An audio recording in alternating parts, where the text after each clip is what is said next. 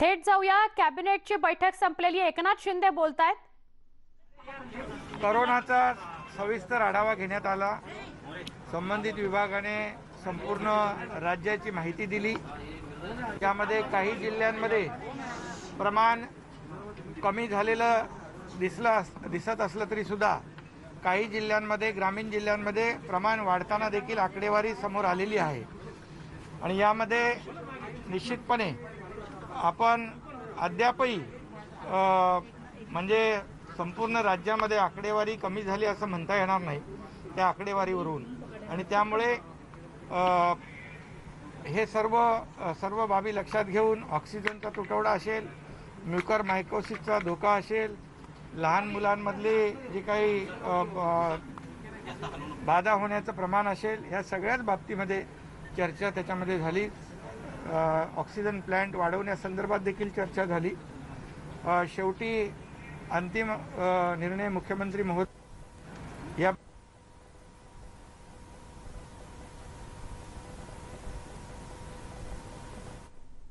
एकनाथ शिंदे बोलता आहेत।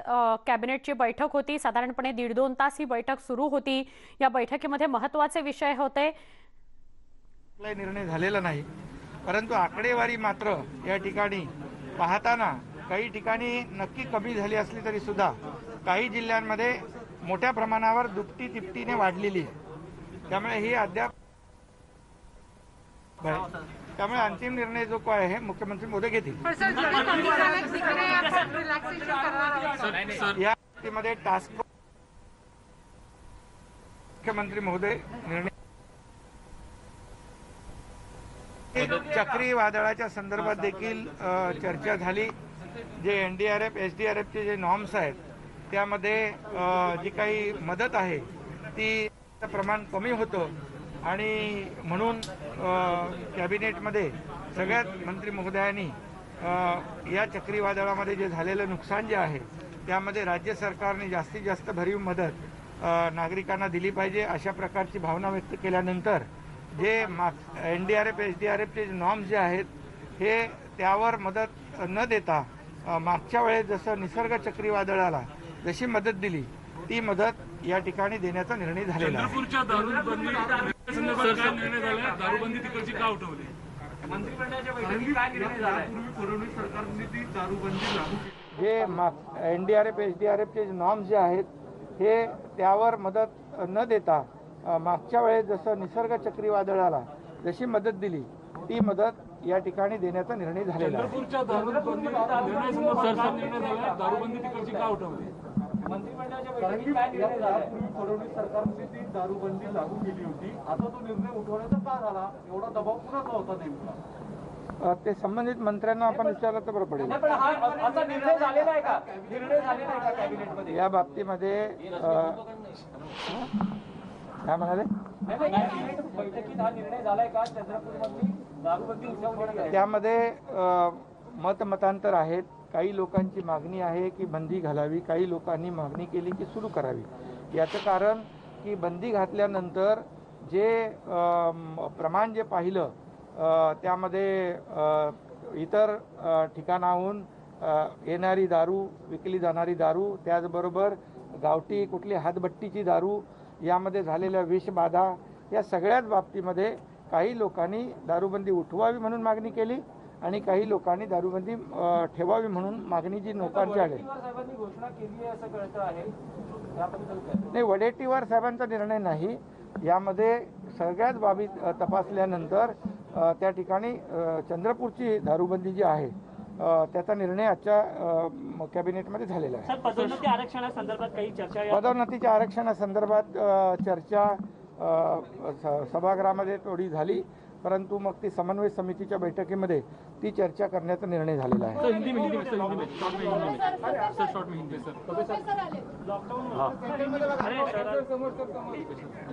लॉकडाउन के बारे में ऐसी कोई चर्चा नहीं हुई है, लेकिन कई जिलों में जो नंबर्स कम हुए हैं वो और कई जिलों में नंबर्स बढ़ गए हैं, ये सब चिंता की बात है।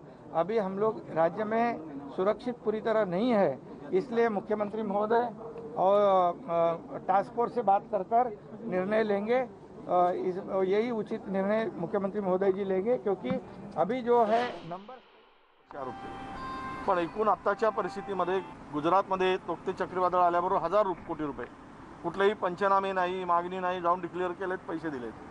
आम्हाला 1 रुपया फुटी कवडीसुद्धा आतापर्यंत दिली नाही आणि पंतप्रधान महोदय आले नाही. पण तिकडे मात्र ओरिसामध्ये गेलेत किंवा बंगालमध्ये जातील. पंतप्रधानांनी देशामध्ये सर्व भागामध्ये जावं.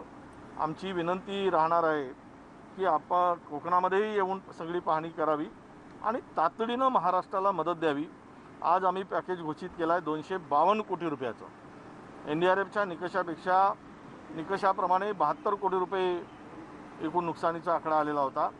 पण राज्य सरकारने स्वतःच्या तिजोरीतून 180 कोटी रुपये अधिकचे घालून त्यामध्ये आज निर्णय घेतला आणि कॅबिनेटने त्याला आज मंजुरी दिली आणि लवकरच हे वाटप सुरू होणार आहे. परंतु पंतप्रधान महोदयांनी सुद्धा वेळात वेळ काढून आणि आमच्या राज्यातील विरोधी पक्षांनी सुद्धा थोडासा वेळ काढून पंतप्रधान महोदयांना विनंती करावी आणि इकडेही बघावं, महाराष्ट्राकडे थोडासा लक्ष द्यावा अशी अपेक्षा आमची असणार आहे. लॉकडाऊन ज्या जिल्ह्यांमध्ये खास करून म्हणजे जिथे पॉझिटिव्हिटी रेट जास्त आहे तिथे साहजिक आहे की रुग्ण दरवाढसुद्धा जास्त आहे आणि त्यामुळे बेड्स उपलब्धता हा सुद्धा एक प्रश्न त्या निमित्ताने असतो. आणि म्हणून लॉकडाऊनच्या बाबतीत नेहमीच एक जनरल निकष असा असतो की बेड उपलब्धता आणि पॉझिटिव्हिटी रेट हा फार महत्त्वाचा निकष मानला जातो. आणि त्यामुळे एक नक्की आहे की सरसकट लॉकडाऊन उठवणार हा विषय अजिबात नाही. लॉकडाऊन जो आज आहे तो कंटिन्यू राहून त्याच्यामध्ये शिथिलता देण्यात येणार आहे. मग ती शिथिलता काही तास वाढवण्याची आहे का, दुकानांमध्ये अधिक जास्त दुकानं उघडण्याची आहे का, या सगळ्या ज्या काही बारकावे आहेत ते आज काही कॅबिनेटमध्ये सविस्तर चर्चा होऊ शकत नाही. पण एक नक्की आहे की व्हेरियंट हा जो काही व्हायरस आहे हा नवीन प्रकारचा सुद्धा आहे, हा व्हेरियंट आहे आणि त्या दृष्टिकोनातून तो मुद्दा लक्षात घेऊन किंवा आता जो काही साधारणपणे ॲव्हरेजपेक्षा जे जास्त जिल्हे आहेत तो मुद्दा लक्षात घेऊन लॉकडाऊन पूर्णपणे उठवणं हा विषय होणार नाही आहे. एवढाच विषय चर्चा झाली की लॉकडाऊन आहे तो वाढवायचा आहे, निश्चित प्रकारे द्यायची आहे. तर ती शिथिलतेची जी बारकावे आहेत ते बारकावे ह्या 2 दिवसामध्ये निश्चित करण्यात येतील टास्क फोर्सची चर्चा करून. आणि माननीय मुख्यमंत्री महोदय या टास्क फोर्सशी आम्ही सगळ्यांनी चर्चा करून त्याबाबतचे योग्य तो जे मी जे सांगितलं की डिटेलिंग रिलीज जे काही करायचं असेल किंवा रेस्ट्रिक्शन्स कमी जे करायचे असतील त्याच्या बाबतीतली जी डिटेलिंग आहे ती टास्क फोर्स माननीय मुख्यमंत्री आणि स्वास्थ्य विभागाची चर्चा करून ठरवलं जाईल. सर, ग्लोबल टेंडर जे आपण काढलं लसीकरणाबाबत आपल्याकडे रिस्पॉन्स आलाय का? ग्लोबल टेंडरच्या बाबतीत निश्चित प्रकारे फायझर असेल, त्याचबरोबर जॉन्सन अँड जॉन्सन असेल, त्याचबरोबर आपली जी स्पुटनिक आहे आणि स्पुटनिकच्या नंतर सगळ्यात महत्त्वाचं म्हणजे ॲस्ट्राझेनिका आहे. या कंपनीजने त्यांच्या मार्केटिंग एजन्सीजच्या माध्यमातून निश्चित प्रकारे टेंडर भरलेले आहेत. एक नक्की आहे की काही कंपनीजने रेट भरले नाहीत, काही कंपनीजने त्यामध्ये किती म्हणजे शेड्यूल कसा असेल या बाबी स्पष्ट केलेल्या नाहीत. आणि त्यामुळे या सगळ्या क्वेरीज ज्या आहेत, हे सगळे प्रश्न जे आहेत ते पुन्हा त्यांना विचारण्यात येत आहेत. एक नक्की आहे की आता फायझर कंपनी यांनी स्पष्ट सांगितलंय काही राज्यांना, जसं पंजाब आणि त्यांना पत्र देऊन सांगितलं की आम्ही राज्यांना लस देणार नाही, आम्ही लस केंद्राला देऊ. आणि मग अशा स्वरूपाने काही गोष्टी असल्यामुळे आमचं पुन्हा केंद्र सरकारला एकच विनंती आहे की इम्पोर्ट असलेला करावयाचा जो काही लसचा विषय आहे, ज्यामध्ये आज केंद्र सरकारने फक्त कोविशिल्ड, कोवॅक्सिन आणि स्पुटनिक या 3च लसींना परवानगी देण्यात आलेली आहे. त्यामुळे यानंतर आता फायझरला देतील का, मॉडर्नाला देतील का, जॉन्सन अँड जॉन्सनला देतील का, हा आणखीन केंद्र सरकारच्या अखत्यारीतलाच प्रश्न आहे. आणि त्यामुळे या सगळ्या संदर्भाने मला वाटतं की एक प्रॉपर नॅशनल पॉलिसी वॅक्सिन इम्पोर्टच्या संदर्भात करायला हवी, ही मागणी आणि ही विनंती मी निश्चित प्रकारे स्वास्थ्य मंत्री डॉक्टर हर्षवर्धनजी यांना करू इच्छितो. पण हे 3 लोकांनी जे भरले त्यांना किती दिवस वेळ दिलेला आहे आणि आपण खरंच प्रिक्युअर करणार आहोत की त्यांना अजून वेळ देणार? नाही, आपल्याला एक नक्कीच आहे की हे बघा, यामध्ये काय झालंय की $10 पासून तर $18 पर्यंत स्पुटनिकचे रेट आहेत. त्यानंतर फायझर आणि ह्या कंपनीचे रेट $25 पासून तर ॲस्ट्राझेनिका वगैरे $23 पर्यंत आहे. म्हणजे हे साधारणपणे रुपयांमध्ये जर बघितलं तर 750 रुपयापासून 1800 रुपयापर्यंतचे वेगवेगळे दर आहेत. आता या सगळ्या संदर्भाने एकच आहे की, आणि शेवटी काही लोकांनी त्याचा शेड्यूल दिलेलाच नाही की आम्ही कधी देणार, कोणत्या महिन्यात किती देणार, ह्या सगळ्या बाबी अतिशय त्या बाबतीतली अनिश्चितता आहे त्यांच्या ह्या सगळ्या पत्राच्या अनुषंगाने. आणि त्यामुळे या सगळ्या गोष्टी त्यांना स्पष्टीकरणात्मक विचारण्यात आलेल्या आहेत.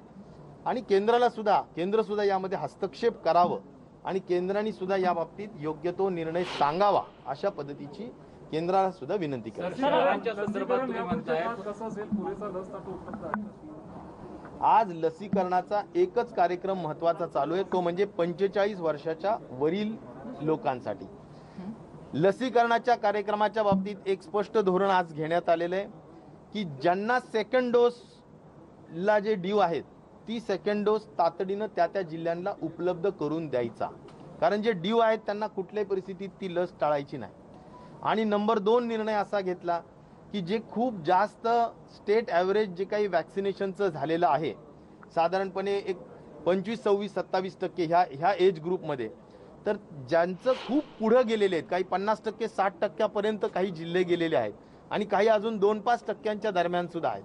त्यामुळं ज्या जिल्ह्यांना कमी पडलेलं आहे हे वॅक्सिन, त्या जिल्ह्यांना अधिक जास्तीचं देऊन त्यांना स्टेट ॲव्हरेज इतकं आणायला पाहिजे, अशा पद्धतीचा सुद्धा निर्णय वॅक्सिनच्या डिस्ट्रीब्युशनच्या संदर्भात निश्चित प्रकारे झालेला आहे. सर, ग्रामीण भागात होम आयसोलेशन बंद करण्यात आलेलं आहे, मात्र कोविड सेंटरची त्या ठिकाणी उभारणी करण्यात आलेलं नसल्यानं रुग्णांचे मोठे हाल होत आहेत. ग्रामीण भागात खरं तर जास्त अडचण होताना दिसते, कारण की आपण ग्रामीण भागामध्ये एक मी तुम्हाला जबाबदारीने सांगतो, एक तर आजची संख्या काय, 3,15,000. आपण 7 लाखावर होतो. आता 3,15,000 आज ॲक्टिव्ह केसेस आहेत. त्याच्यामधले 40-50% होम आयसोलेशनमध्ये 60% असू शकतात. आणि त्यामुळे हे जे लोक आहेत यांना त्या जिल्ह्यामध्ये त्या तालुक्यांमध्ये आपण वेगवेगळे जे CCC सेंटर्स केलेले आहेत त्या ठिकाणी आपण त्यांना आणून ॲडमिट केलं पाहिजे, अशा सूचना आहेत. आणि त्या सूचनेचा निश्चित प्रकारे चांगला परिणाम जाणवेल असा आम्हाला पूर्ण विश्वास आहे. आणि त्यामुळे ग्रामीण भागात छोटं घर असतं, या घरामध्ये जो पॉझिटिव्ह व्यक्ती असतो तो खऱ्या अर्थाने आयसोलेट होत नाही, तो खऱ्या अर्थाने अलगीकरण किंवा विलगीकरणामध्ये राहू शकत नाही. आणि म्हणून त्याला एक तर तालुक्याच्या स्तरावर CCC असणाऱ्या तिथे आणावं, किंवा त्यांना गावामध्ये जर एखादी शाळा असेल, एखादं मंगल कार्यालय असेल, तर त्या गावामध्ये त्या मंगल कार्यालयामध्ये त्यांना त्या ठिकाणी ठेवलं पाहिजे. आणि त्यांची पूर्ण मेडिसिनची, दररोजच्या चेकअपची, त्यांना वॉक टेस्टची आणि त्यांना सगळ्या सुविधा, गरम पाणी असेल, जेवणाचं असेल, सगळ्या गोष्टी पुरवल्या पाहिजेतच. ह्या गोष्टी आपण कलेक्टरला सांगितलेल्या आहेत. त्यामुळे सगळ्या गोष्टींची जर काळजी घेतली जात असेल तर माझ्या ग्रामीण भागातील माझ्या सर्व बंधू भगिनींना माझी विनंती आहे की आपण शासनाच्या या महत्त्वाच्या आव्हानाला सकारात्मक प्रतिसाद द्यायला हवा. सर, आज राज्य सरकारने हायकोर्टात सांगितलं मुकर मायकोसिसच्या केसेसमध्ये 1000 वाढ आली काल प्रमाणात. 2,300 काल केस होते, आज 3,000 काहीतरी केस सांगितलं आहे. खूप एक वाढ दिसते. नाही, ठीक आहे. म्युकर मायकोसिसच्या संदर्भात मी पुन्हा अतिशय जबाबदारीने सांगेल की काल सुद्धा आम्ही एक अतिशय स्पष्ट GR काढलेला आहे की ज्याच्यामध्ये कुठेही ॲम्बिग्विटी राहिलेली नाही. म्युकर मायकोसिसची रुग्ण काही प्रमाणात वाढतायत, हे नक्कीच खरं आहे. आणि त्यामुळे त्याची काळजी घेतली पाहिजे, हे स्वास्थ्य विभाग किंवा आरोग्य विभागाची आमची महत्त्वाची जबाबदारी आम्ही समजतो. आणि म्हणून म्युकर मायकोसिसच्या बाबतीत महात्मा ज्योतिराव फुले जन आरोग्य योजनेमध्ये जरी 1000 हॉस्पिटल असतील तरी त्यातले 131 हॉस्पिटल प्रत्येक जिल्ह्यात 2-2, 3-3 हॉस्पिटल साधारणपणे आपण एक डेझिग्नेट केलेले आहेत, म्हणजे ठरवून टाकलेले आहेत की या ठिकाणी आपण म्युकरमायकोसिसचे पेशंटची तपासणी करा किंवा त्यांचा उपचार करा. आता हे कोणत्या बेसिसवर ठरवले, तर तिथे हे मल्टी ज्याला डिसिप्लिन अप्रोच या मुद्द्यावर आपण केलेले आहेत. कारण तिथं ENT असेल, डेंटिस्ट असेल, फेशियलच्या संदर्भातील डॉक्टर्स असतील किंवा न्यूरोलॉजिस्ट असतील, या सगळे सर्जन्स उपलब्ध असायला हवेत. आणि त्यामुळे या रुग्णालयांची निवड करून त्याला लागणारे जे एम्फोटेरिसिन B हे मुफ्त पद्धतीनं म्हणजे मोफत या सगळ्या रुग्णांना पुरवला केलं पाहिजे. अशा सगळ्या सूचना दिलेल्या आहेत. कलेक्टरला या सगळ्या बाबींचं संनियंत्रण करायला सांगितलेलं आहे. आणि म्युकरमायकोसिसच्या पेशंटला ज्यांच्याजवळ कुठलं ना कुठलं रेशन कार्ड असेल, ते आपल्या महाराष्ट्राचे रहिवासी असतील, तर त्यांना 1 रुपया सुद्धा खर्च लागू नये अशी व्यवस्था आपण त्या ठिकाणी करण्यात आलेली आहे. लॉकडाउन के संदर्भ में क्या भूमिका है? कैबिनेट में आज लॉकडाउन के प्रति चर्चा हुई. जरूर उसमें जो प्रेजेंटेशन जो दिखाया गया उसमें बहुत स्पष्टता थी कि करीबन 21 जिले स्टेट एवरेज जो 10% पॉजिटिविटी रेट है उससे ज़्यादा है. और इसीलिए माननीय मुख्यमंत्री जी और सभी लोगों के विचारों से यही तय हुआ है कि लॉकडाउन उठाना मुनासिब नहीं, लॉकडाउन उठाना पूरी तरह से लॉकडाउन उठाना ठीक नहीं. इसीलिए एक ज़रूर है कि जिन ज़िलों में बहुत ज़्यादा डिक्लाइन है, बहुत ज़्यादा कर्व नीचे आया है, ज़रूर उन ज़िलों में हम शिथिलता देना पसंद करेंगे. लेकिन यह शिथिलता किस तरह की होगी, इस बारे में टास्क फोर्स से चर्चा करते हुए माननीय मुख्यमंत्री जी इसमें जो भी अंतिम निर्णय है वो लेने वाले हैं. रहा सवाल जो आज की स्थिति है, वह बिल्कुल बहुत अच्छी सुधारणा है. आता आरोग्यमंत्री राजेश टोपे बोलता आहेत, लॉकडाऊन संदर्भात चर्चा झाली आणि त्याविषयीचा निर्णय घेतला जाईल. लसीकरणासंदर्भात चर्चा झाली, ती फक्त त्याच्या वितरणाबाबत अशी त्यांनी माहिती दिलेली आहे. आणि सगळ्यात महत्त्वाचा विषय तो म्हणजे पदोन्नतीचा. पण जसं एकनाथ शिंदेंनी सांगितलं की पदोन्नतीबाबत सविस्तर चर्चा झाली नाही, पदोन्नतीबाबत जी सविस्तर चर्चा होईल, सगळ्या पक्षांच्या मतं घेतली जातील आणि जी चर्चा होईल ती समन्वय समिती समोरच होईल असं त्यांनी स्पष्ट केलेलं आहे. एक छोटासा ब्रेक, लगेच भेटतोय अजून काही घडामोडींसह. पहा फक्त न्यूज 18 लोकमत.